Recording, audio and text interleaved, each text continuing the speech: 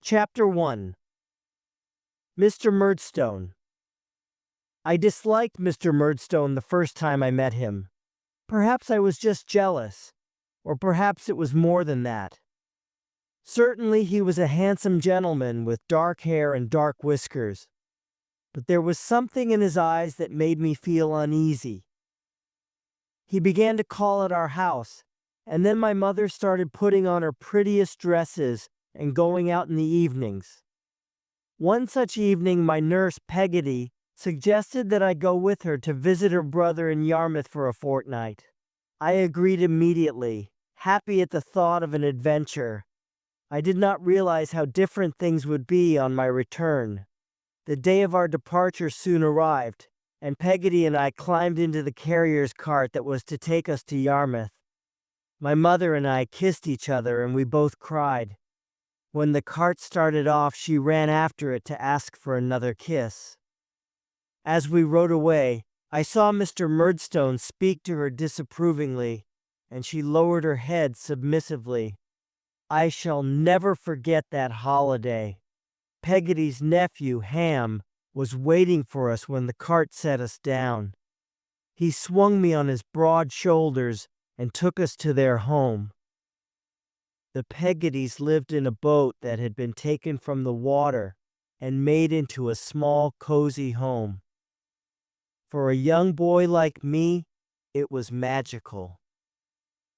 My nurse's brother, Mr. Peggotty, greeted us warmly and introduced little Emily, his niece. Both she and Ham were orphans. She was about my age with blue eyes and curls, and I quickly became devoted to her. When it was time for me to leave, we were both inconsolable. As we approached home, however, I became excited about seeing my mother again. She was not at the gate to greet me, and Peggotty led me into the kitchen. Now I was worried. "Where is Mama, Peggotty? What has happened? She isn't dead, is she? Like Papa?" Tears filled my eyes. "Good gracious, no, Master Davy," she replied, shocked. "But there is something I must tell you. You have a new pa. Come and see him, and your mamma." We went into the best parlor. My mother was sitting on one side of the fireplace, and Mr. Murdstone sat on the other side. As soon as she saw me, my mother smiled and hugged me timidly. "Now, Clara, control yourself," Mr. Murdstone said.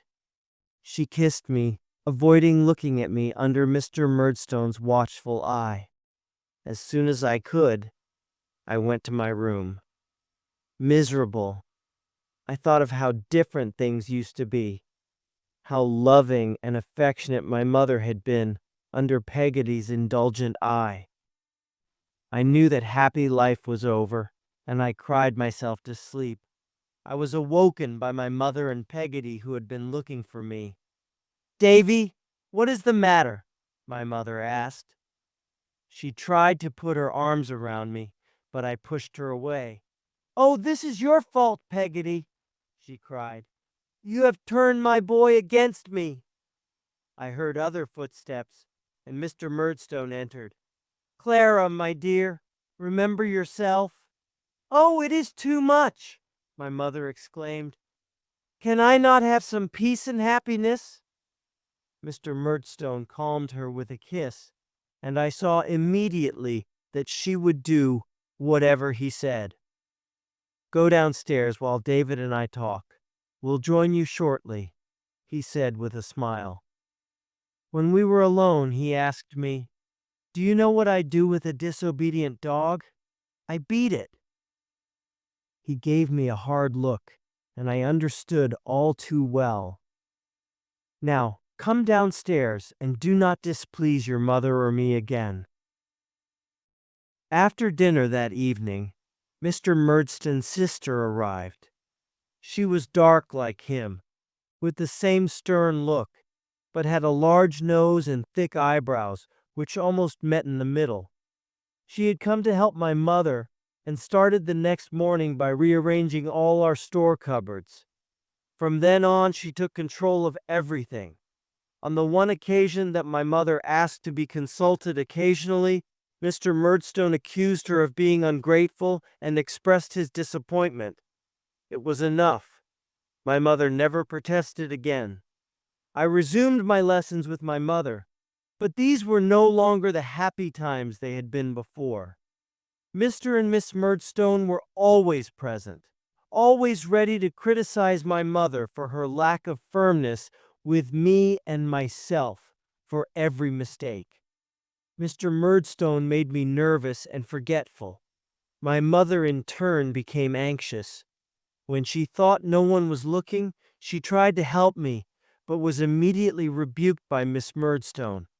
My poor mother suffered as much as I did, if not more. This continued for several months until one morning I entered the parlor for my lessons and saw my mother looking more nervous than usual. Mr. Murdstone was holding a cane in his hand. "Now, David, you must be very careful over your lessons today," he said. The effect was, of course, that I became particularly forgetful, and things went from worse to worse. Finally, my mother burst into tears. "David, you and I will go upstairs," Mr. Murdstone said, taking my arm. My mother ran after us, but Miss Murdstone stopped her.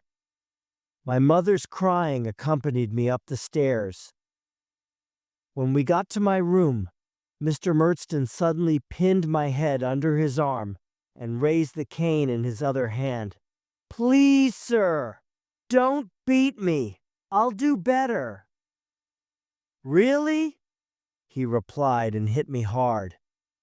The hand holding me was near my mouth and I bit it. He beat me then again and again with renewed fury. I heard my mother and Peggotty crying outside the door, and then it was over. He left me and locked the door behind him.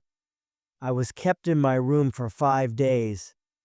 The only person I saw was Miss Murdstone, who brought me food but never spoke to me. On the 5th evening I heard whispering at my door. "Davy, my darling." It was Peggotty. "Oh, Peggotty," I cried. "Hush, or they will hear us, my lovely. Listen. You are going away to school tomorrow." Chapter 2. School. I left after breakfast the following morning. My mother, her eyes red from crying, embraced me and told me to be good. Then Miss Murdstone took me to the awaiting cart.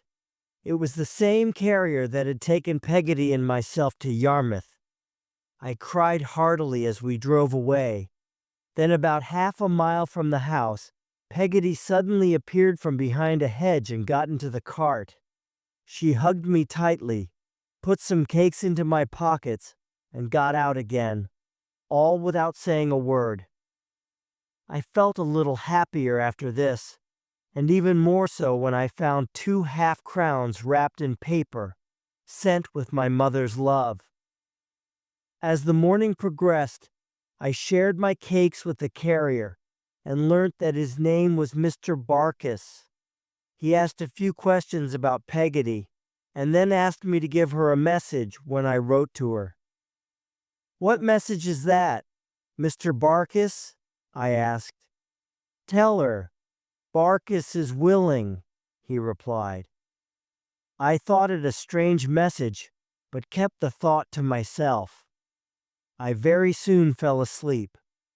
Mr. Barkis set me down at the inn in Yarmouth, where after some dinner, I took the stagecoach to London.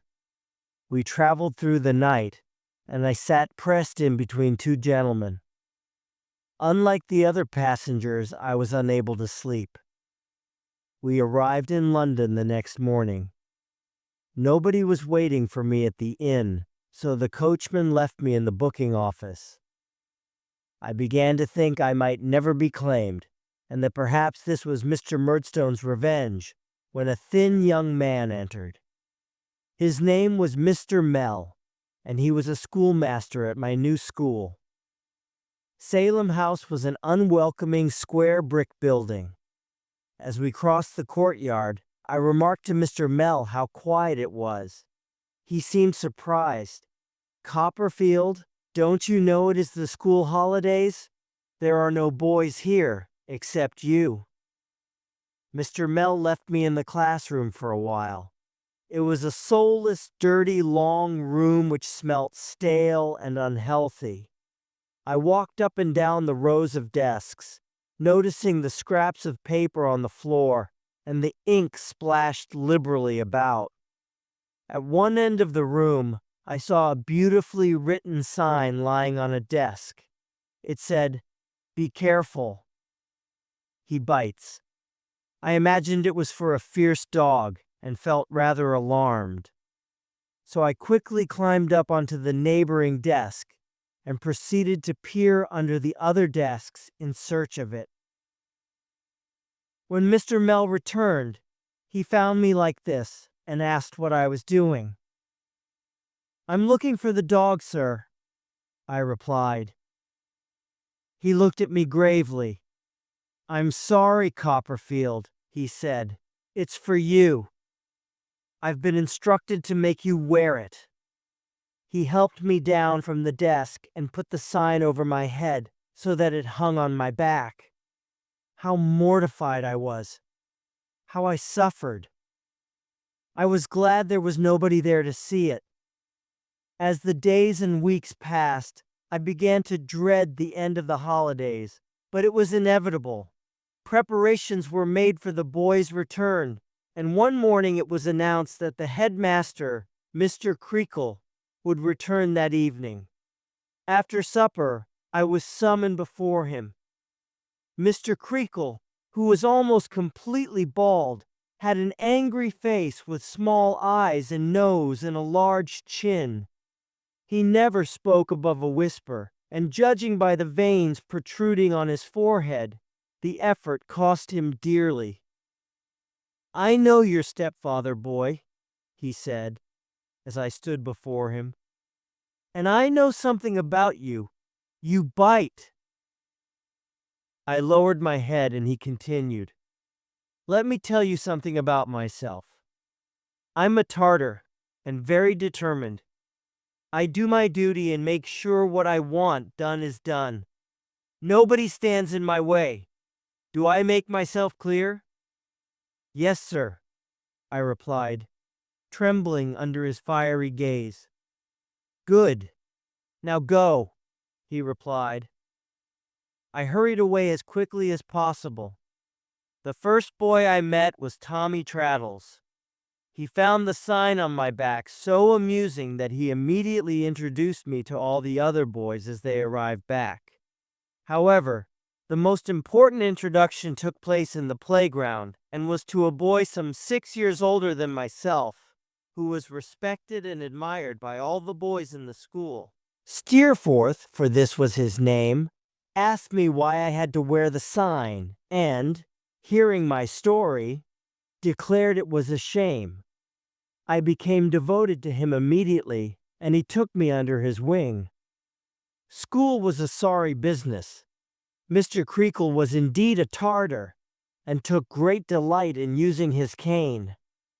He seemed to particularly enjoy caning the chubbier boys, and a day never passed without poor Traddles receiving a beating. The only exception was Steerforth, who Mr. Creakle never raised his cane to. The months passed, and finally the holidays came, and I went home. I was so excited to see my mother and Peggotty. My mother was sitting in the parlor when I arrived, with a baby in her arms. She looked thinner and more fragile than before, although still pretty. On seeing me, she got up to embrace me. "Davy, my boy, I'm so happy to see you. This is your little brother," she said, showing me the baby. Peggotty came running in then and held me to her. "Oh, Master Davy, let me look at you." That evening was the best day of the holiday. Mr. and Miss Murdstone were not at home, and we three all dined together. I told them about Mr. Creakle and Steerforth, and we talked and laughed. I almost believed Mr. Murdstone did not exist until we heard the door open later on. My mother suggested I went to bed quickly. Mr. Murdstone did not approve of going to bed late. I said goodnight and slipped out of the room. The next morning, Mr. Murdstone was sitting in the parlor. I approached fearfully and apologized for biting him. He accepted my apology coldly, but nothing changed between us. The rest of the holidays were quite miserable. Whenever I entered the room in the middle of a conversation, Mr. Murdstone or his sister stopped speaking and became serious while my mother looked anxiously from one to the other. I, therefore, tried to remain out of the way and sat silently through meals. This behavior drew criticism too, and if my mother attempted weakly to defend me, she was also rebuked. Finally, the day came to return to school. My mother came to the gate to say goodbye. When I was sitting in the cart, she held up the baby for me to see and stood that way as we drove away.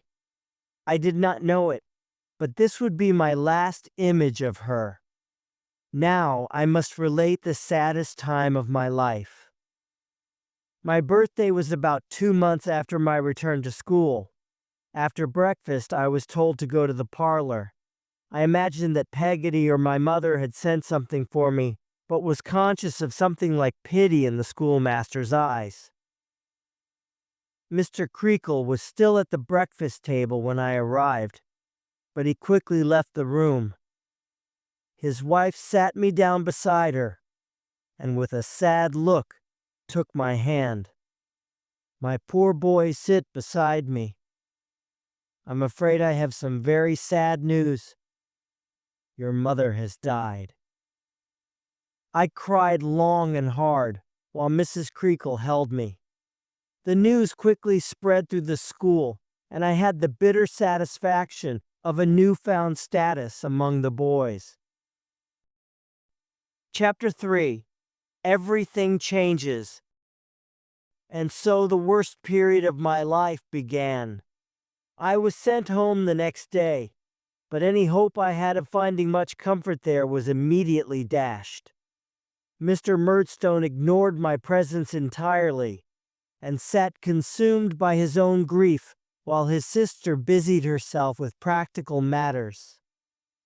I saw little of Peggotty, except at night when she sat by my bed and offered me the only comfort I found under that roof.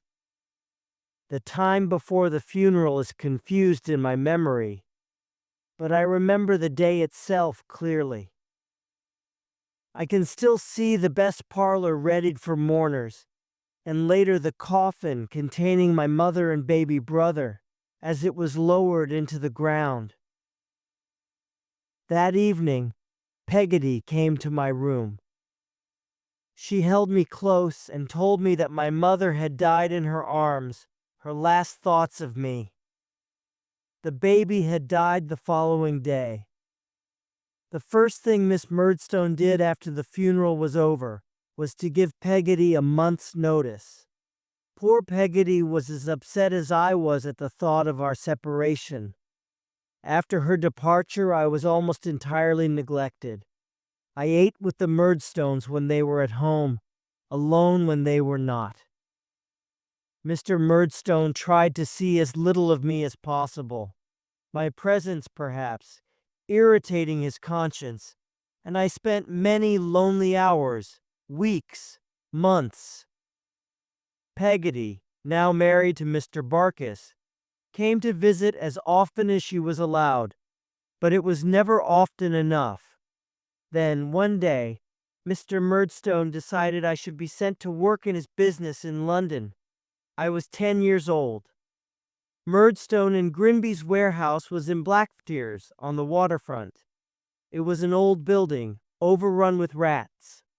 My job, along with 4 other boys, was to wash, label, and pack the bottles of wine the warehouse shipped overseas. For this, I received 6 shillings a week. Lodgings were arranged for me with Mr. Micawber, who I was introduced to on my first day. He was a rotund, middle-aged man with a shiny, bald head. His clothes were shabby, yet he had an air of kindness. Mr. Micawber lived with his wife and 4 children in a house, which was as shabby as he was worked from morning to night, and spent all my earnings on my breakfast and supper, which was often an inadequate affair. I was quite miserable at work, feeling the full shame of my situation and the divide between myself and the other men and boys there. I had no friends, so I became attached to the Micawber family. Mrs. Micawber freely confided all of her husband's financial problems to me and enlisted my services in selling household possessions. Thus, I bore not only my own misery, but also my worries for this kind family. Finally, Mr. Micawber's problems reached a crisis. Unable to repay his creditors, he was arrested and taken to a debtor's prison.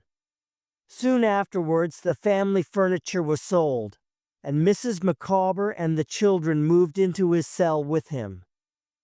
I did not want to be separated from the only family I knew in London, so lodgings were found for me near the prison. After several weeks, Mr. Micawber was released from prison, and we were all reunited.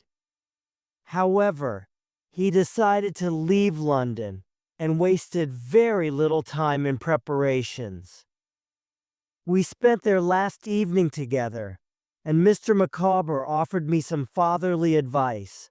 "My dear Copperfield," he said, "learn from my mistakes. Never put off until tomorrow what you can do today." I promised not to. After my friends left, I felt I could bear it no longer at Murdstone and Grinby's, and a plan formed in my mind. I would run away. I remembered my mother telling me about my father's aunt, Betsy Trotswood. Disappointed that I was a boy and not a girl, she'd severed all ties with my mother at my birth. Despite this, I decided to find her and ask for her help. I shall not relate my journey, how I was robbed almost immediately of my possessions, how I walked all day and slept in fields at night, selling my jacket and waistcoat in order to buy food.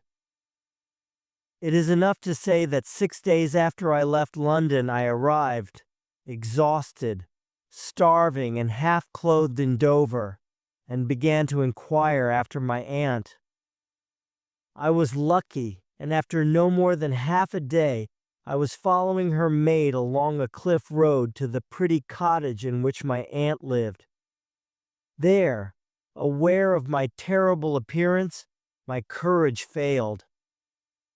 Having stood outside for a while, I was intending to leave, when an elderly lady came out of the cottage. She was wearing gardening gloves and a handkerchief over her bonnet, and held a large knife in her hand. "Go away. I'll have no boys here," she said angrily before turning away. I approached and, timidly touching her, said, "Please, ma'am, I'm your nephew, David Copperfield." "Good gracious!" she exclaimed, sitting down quickly. A series of emotions passed across her face. I hurriedly told her all my story, and then burst into tears. Seeing this, she took me by the collar, led me into the cottage, and laid me on the sofa. She then instructed her maid, Janet, to ask Mr. Dick to come downstairs. Soon afterwards, a gray-haired gentleman appeared. "Mr. Dick, do you remember my nephew David Copperfield?" she asked him. "Well, this is his son, and he's run away. What should we do?" Mr. Dick considered for a moment, and then said, "Give him a bath." And so I was bathed, fed, and, much restored, put to bed. The following morning I entered the parlor feeling quite hopeful. My aunt was an austere woman, but not unkind. Perhaps she would let me stay with her. "Good morning, David," she said. "I have written to your stepfather and told him to come." "Oh, must I go back?" I asked, my voice failing. "I haven't decided. We shall see," she replied. My hopes died. On the morning Mr. Murdstone came, we were sitting in the parlor. Aunt Betsy suddenly saw a lady on a donkey approach the house. My aunt never allowed donkeys on the grass and angrily shook her fist at the rider from the window. Recognizing Miss Murdstone, I quickly informed my aunt of the rider's identity. "I don't care!" she cried and ran outside, shaking her fist again. Mr. Murdstone was walking up behind his sister. They both looked at my aunt in surprise. She ignored them and chased away the boy leading the donkey. Then she marched back into the house and waited for Janet to announce the visitors. "Miss Trotwood," said Mr. Murdstone on entering, "I have come to take this ungrateful boy back." "Really? David, are you ready to leave?" my aunt asked me.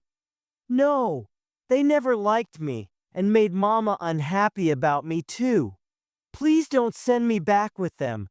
I was so miserable," I exclaimed. "This is ridiculous," said Miss Murdstone indignantly. "I wonder, would you treat your own son like this and send him to work?" my aunt asked Mr. Murdstone. "I can do what I like with the boy. I must warn you, Miss Trotwood, if you decide to keep him, I shall close my door to him forever," Mr. Murdstone said sternly. "So be it. I shall take my chances with him. Good day to you both," my aunt replied coldly. "Janet, show them out." Furious, the Murdstones marched out of the house and out of my life.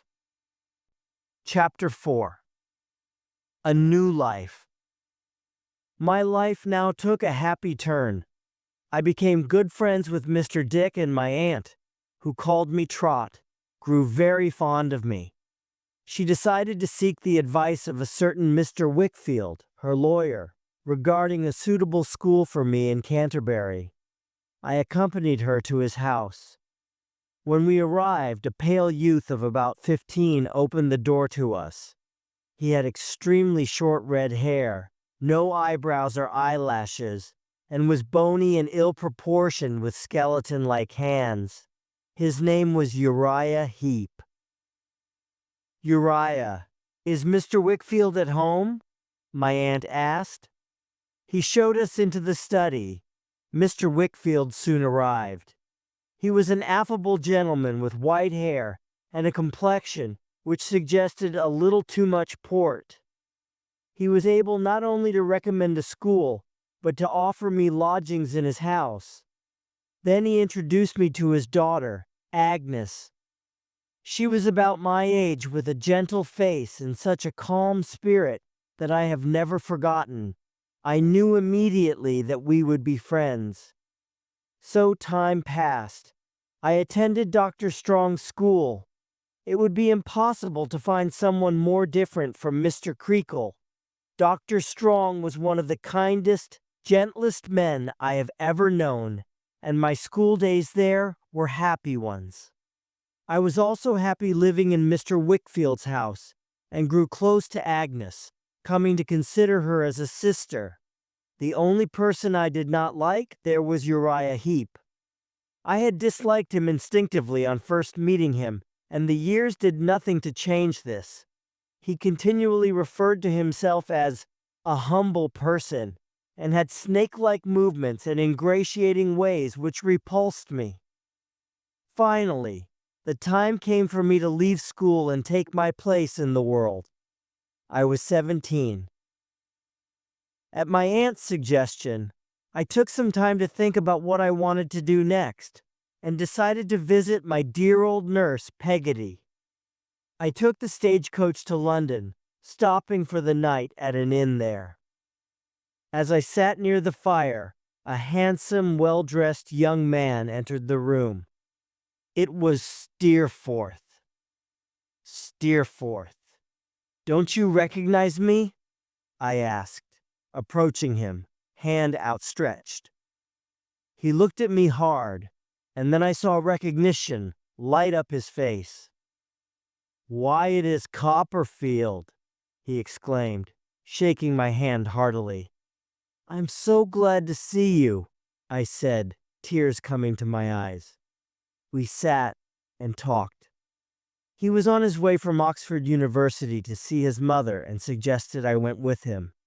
I agreed happily, and we set off the next morning. I spent a delightful week with them, during which Steerforth taught me to ride. When I finally made up my mind to continue my journey, Steerforth decided to accompany me, and so we traveled to Yarmouth together. When Peggotty recognized me, joy spread across her face, and we fell into each other's arms. Steerforth charmed Peggotty with his easy ways and affection for me. That evening, we all went to Mr. Peggotty's little boat and knocked on the door. We could hear the sound of laughing and celebrating coming from inside. "Look who is with me, brother," Peggotty said, indicating myself. "Why, Master Copperfield!" Mr. Peggotty exclaimed, shaking my hand and then Steerforth's. "What are you celebrating, if I might ask?" I inquired, looking round the room at everyone. "Such good news! My Emily is to marry Ham," Mr. Peggotty said happily, taking Emily's hand in his. She blushed prettily. What a beauty she had become! Ham stood grinning with pride. "Well, congratulations," I said, shaking his hand and smiling at Emily. We spent a happy evening. Steerforth entertained everyone with stories of the sea. Emily sat in a corner, but observed and listened to everything. When we left, her blue eyes followed Steerforth. We remained in Yarmouth for a fortnight, although not always together. I enjoyed wandering on my own, and went to visit my childhood home. Sadly, I found the windows closed up, and the garden overgrown. Steerforth spent a great deal of time with Mr. Peggotty, sailing. At last, a letter arrived from my aunt, reminding me of my purpose and inviting me to join her in London. It was decided I would become a proctor.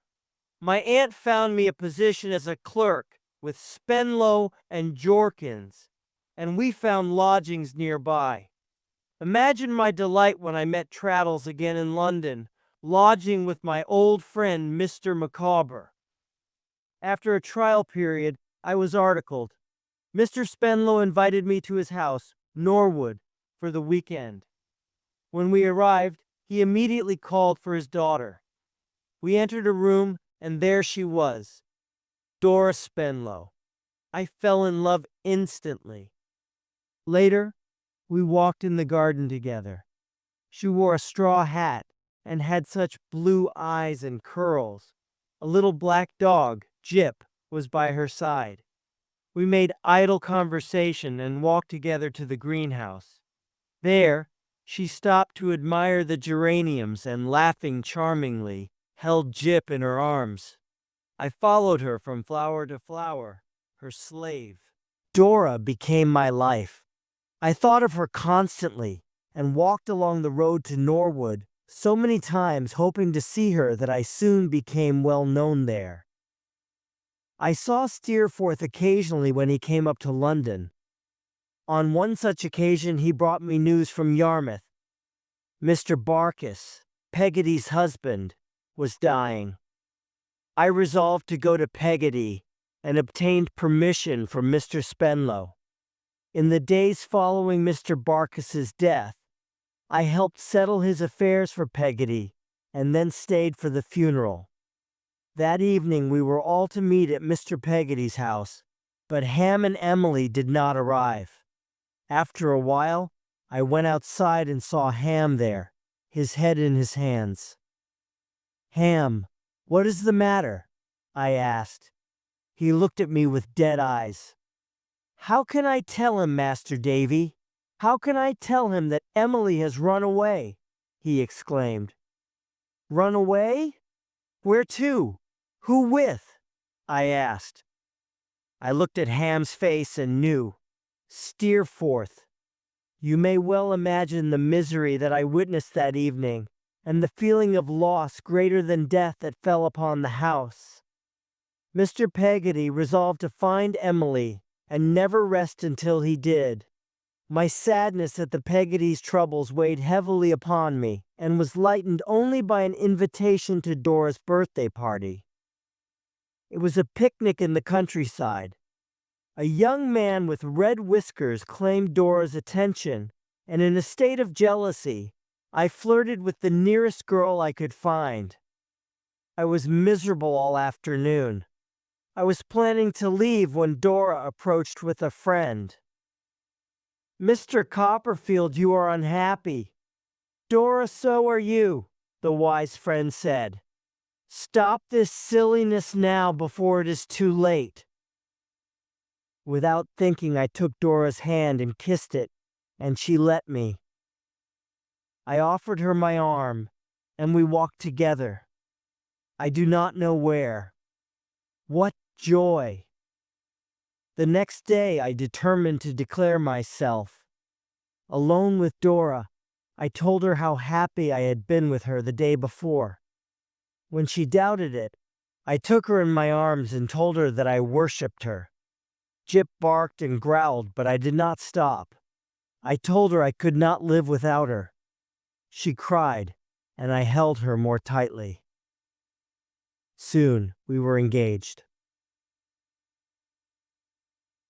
Chapter 5. Dora. Apart from Agnes, to whom I wrote immediately, and Dora's wise friend, Miss Mills, who she was staying with, we told no one of our engagement. We met when we could and exchanged letters daily.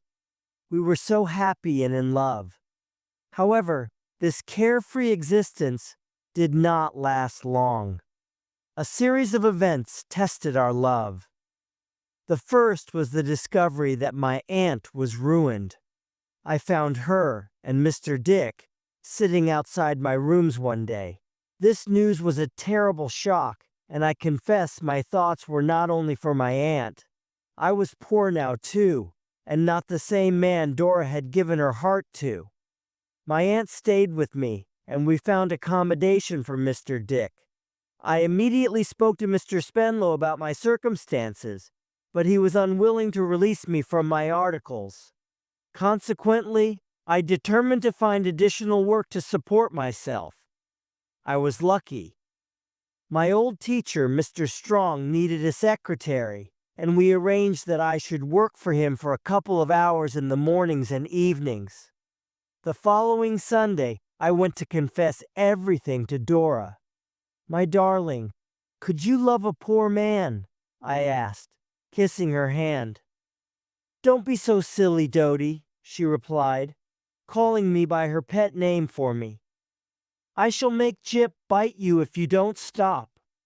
When she realized I was serious, she began to cry. I comforted her and promised to work hard and make everything right. "Don't talk about hard work," she said. She was terrified by the idea, and more so when I suggested she learn something of how to keep house and cook. She trembled and cried. I resolved not to worry Dora again with such matters. The second and third events came together. Mr. Spenlow discovered our relationship and threatened to change his will if I refused to give Dora up. He gave me a week to consider. That same night, he set out for home but died on the way. Dora was distraught at her father's death and refused to see me. In fact, there was no will, but there were debts, and Dora was sent to live with two old aunts. I was very depressed by my separation from Dora, and, seeing me in this state, my aunt sent me to Dover to check on her cottage and its new tenant. I stopped in Canterbury on the way back to visit Agnes. Mr. Micawber was now working for Heap. He opened the door to me. We talked for a while before Agnes arrived. I confided all my problems to her, and felt peace in doing so. She was always so kind and tender. She advised writing to Dora's aunts, telling them everything and asking for permission to visit from time to time. I immediately saw the wisdom of her words and resolved to write that day. Uriah and his mother now lived in the house, and so were present at dinner. I was conscious of them both watching Agnes and me throughout the evening. They seemed like a pair of evil bats to me. The mother was constantly present the next day too, until, unable to bear her presence any longer, I went for a walk to escape. I soon heard footsteps behind me. It was Uriah. "Why do you and your mother keep watching Miss Wickfield and I?" I asked him. "You are a dangerous rival, Mr. Copperfield," he replied. "Rival? Do you think I consider Miss Wickfield other than a sister?" "Perhaps, perhaps not," he said. "But you must know, I hope to make her mine one day." "She is as far above you as the moon," I said with feeling. He smiled slyly. That evening after dinner, Mr. Wickfield, Uriah, and I were alone. Uriah encouraged Mr. Wickfield to drink and proposed a toast to Agnes. "Ah, Mr. Wickfield to be her husband!" I heard a terrible cry from Mr. Wickfield. "Oh, this is torture!" he exclaimed. "Is it not enough that I have let him into my business and my house? That I have lost my good name and reputation? No, he wants my daughter too. It is too much.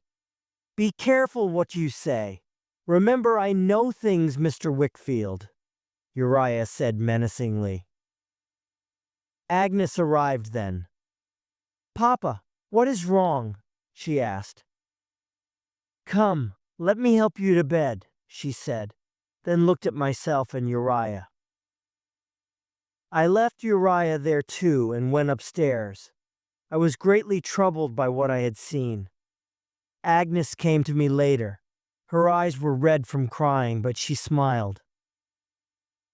"Agnes, promise me you will not think of sacrificing yourself to Uriah." She smiled sadly and left me. I left the next morning full of concern. The letter I wrote to Dora's aunts on Agnes's advice bore fruit. I was invited to call. The aunts had considered my letter carefully and would allow me to visit every Sunday and twice during the week. I agreed immediately. Dora came in then. How happy I was to see her, and how she cried. Let me turn my recollections to a later date. I'm 21, and Dora and I are married. Among my other occupations, I have begun writing, and Dora is never happier than when she sits next to me in the evenings, a supply of pens in her hand. She feels she is helping me, and I indulge her, loving to see her so happy. I remember it all so well. We had a little house in Highgate, but Dora proved incapable of mastering accounts or cookery. One evening after a disastrous dinner, she sat on my knee with her arms wrapped around my neck. "Dodie, I'm so sorry. Will you do something for me? Will you think of me as your child wife? Then when I do something wrong, perhaps you will forgive me more easily," she said earnestly. "My child wife," I said, holding her close. I was rewarded by her beautiful laugh. I never forgot this heartfelt appeal, and although I sometimes wished she were more practical, I learned to accept her as she was, and always loved her dearly. In our second year of marriage, Dora fell ill. We thought she would soon be her old self again, but it was not to be. She spent more and more time resting on the sofa during the day, and I carried her tenderly to bed in the evenings. News came of Emily. She had been found. Mr. Peggotty thought it would be best for her to start a new life far away, and decided to emigrate with her to Australia. He asked me to accompany him to Yarmouth to tell everyone, and leaving Dora in my aunt's care, I agreed. I did not feel I should be present when he told Ham, so I left him to break the news. Later I saw Ham standing alone looking out to sea. We talked briefly, but never directly about Emily. Feeling he wanted to ask me something, I went to look for him the next day. "May I ask you something, Master Copperfield? Should I see her before she leaves?" he asked me.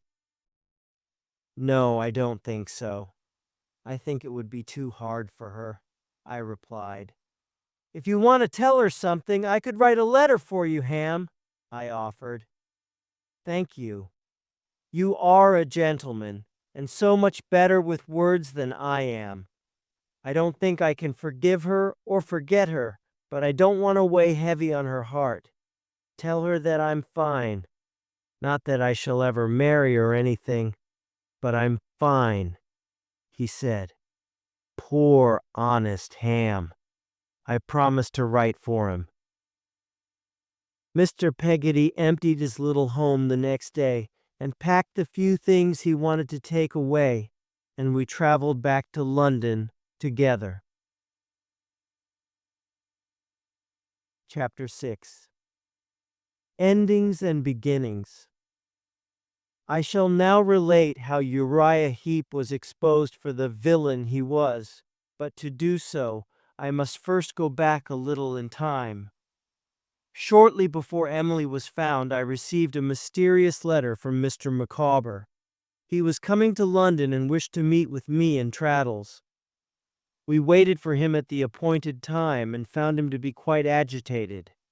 Wanting to get to the bottom of things, I invited him to come to Highgate with me, where I would introduce him to my aunt. He accepted. My aunt and Mr. Dick welcomed him warmly. He was moved by their hospitality, but was clearly upset about something. "Mr. Micawber, you are among friends here.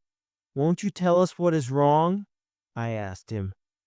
"What is wrong?" "That is what is wrong. He is a villain. When I think of poor Miss Wickfield, so good, so loving, and her poor father—" Here he became extremely agitated. "I shall not rest until I have exposed him. You must all come to Canterbury 1 week from now." He left us then abruptly, too upset to continue. The next day, a letter arrived repeating his request and giving us instructions. When the time came, my aunt and I were reluctant to leave Dora, but she coaxed us prettily, saying she was not so very ill. Not wanting to alarm her with our concerns for her health, we agreed to go. So, as instructed, we went to Canterbury and called at the agreed time to see Agnes. Mr. Micawber opened the door to us, pretending to be surprised. Uriah certainly was. Agnes soon arrived. Uriah then instructed Mr. Micawber to leave on some business, but my old friend refused. Irritated, Uriah called him a scoundrel and threatened to dismiss him, but still Mr. Micawber stayed. "The only scoundrel here is you, Heep," Micawber declared. Uriah looked at us all, surprised and then suspicious. "Ah, this is a conspiracy, is it? Well, Copperfield, you always were jealous of my rise. Miss Wickfield, if you love your father, Do not join in this plot. Miss Trotwood too, if you know what is best for you, Uriah said, dropping all pretense of humility. The change in him was astonishing. With his mask off, all his hatred and malice were apparent. He seemed to grow in height like an evil genie, and I readily imagined him towering over poor Agnes and her father, frightening them into submission. Or, as he had threatened, turning his attention to my aunt. He was dangerous like a cornered wild animal. Unafraid, Mr. Micawber took a burnt pocketbook from his pocket. My wife found this in the fire when we moved into your house, Heap. Do you recognize it? Uriah tried to snatch it, but Mr. Micawber was too quick. Addressing us, he explained, it contains proof of fraud and treachery carried out over a number of years. You see, Heap falsely obtained Mr. Wickfield's signature on important documents and has held him in his power ever since. First, he obliged him to make him a partner. Then he systematically forged Mr. Wickfield's signature on accounts and documents. Poor Mr. Wickfield lost his reputation with his clients and investors, and just recently, believing himself bankrupt, signed a document giving all of the business to Heap. I have it here. Uriah did not speak. Agnes cried quietly, thinking of how her poor father had suffered. My aunt's reaction was quite different. So you are responsible for ruining me, she declared furiously, trying to take hold of Uriah. It is quite clear what must be done, Traddles said. We must destroy the document giving Heap the business. Then, Heap, you must repay every penny you've stolen. If you don't, we can arrange for you to spend some time in prison. I still remember the look of defeat and hatred on Uriah Heap's face. My darling Dora grew worse. She no longer left her bed, and my aunt and I spent many hours sitting with her. Yet she was always so happy and loving, never complaining. Time rolls back, and I can see it all so clearly. It is night, and I am sitting by her bed holding her hand in mine. Dowdy, I think I was too young and inexperienced to be a wife. Don't say such things, my darling, I say, laying my face on her pillow. No, Dowdy, it is true. We are happy now, but I am sure as time goes on, you will want more from your companion, more than a foolish child wife. It is better this way. Oh, Dora, don't, I cry, and she comforts me. Hush, my sweet boy, she whispers. Dodie, I would like to talk to Agnes. Can you send her to me? I leave reluctantly to fetch Agnes, who is downstairs with my aunt. I sit by the fire while Agnes is with Dora. Jip, old now, is near me. My thoughts turn to Dora's words, and I feel full of remorse for ever wishing her different. I sit like this for I do not know how long. Then Jip looks towards the stairs, whines once, and dies. Agnes comes down soon after, tears running down her face. My Dora is gone. My grief was frozen for a time, waiting to explode fully. I do not know how, but it was decided that I should travel abroad for a period. Preparations were made. The time was nearing for Mr. Peggotty and Emily to depart too. Mr. Peggotty showed me a letter from Emily to Ham, and I offered to take it to him before they left. So, once again, I went to Yarmouth. There was a terrible storm coming. I could not find Ham, and, worried, returned to the inn. Later, I was woken by voices calling out that a ship was going down. So, along with others, I hurried to the beach. The broken ship was hit by wave after wave. We watched helplessly as men disappeared under the sea. Then I saw Ham, and I understood his intention immediately. I tried to stop him, but he pushed me aside gently, saying, "If it is my time, then so be it, Master Copperfield." With ropes around his waist, he went into the water. Only one man remained on the ship now, clinging to a mast. He waved his red cap in a gesture I thought familiar. Ham almost reached him, but an enormous wave hit the ship then. The seaman pulled on the ropes and brought Ham back to shore. He was dead. Poor honest Ham. I remained with him until a fisherman asked me to follow him. "Is there another body?" I asked. He did not reply, but walked to the shore. There, lying as he used to at school, was my old friend Steerforth. We carried his body to the inn, and in a dreamlike state, I traveled to break the news to Mrs. Steerforth, and then directly on to London. I was determined to keep the news of Ham's death from Mr. Peggotty, and let them leave happy. Consequently, I assured him that Ham had received the letter, and his thoughts were with his uncle and Emily. Mr. Peggotty boarded the ship. As he waved goodbye from the deck, I saw Emily appear next to him, and placing her head on his shoulder, she waved too. I traveled abroad from place to place, the burden of my grief growing heavier and heavier. I mourned my pretty Dora, my old friend and kind-hearted Ham. At times I wanted only to die and end my sorrow. Then a letter from Agnes arrived. Her gentle confidence in me gave me heart, and I slowly started to mend and to write. My feelings for Agnes began to change, or rather I understood them better. I realized I loved her, and had always done so. I returned to England 3 years later and went to my aunt's house in Dover. We had an emotional reunion. Talking, I asked her if Agnes had a lover. My aunt thought there was someone. I was not surprised, and I resolved to hide my true feelings from Agnes, and this I did in all my visits. It was Christmas. I had understood from my aunt that Agnes would soon marry. "Agnes, my sister, do you not trust me with your secret?"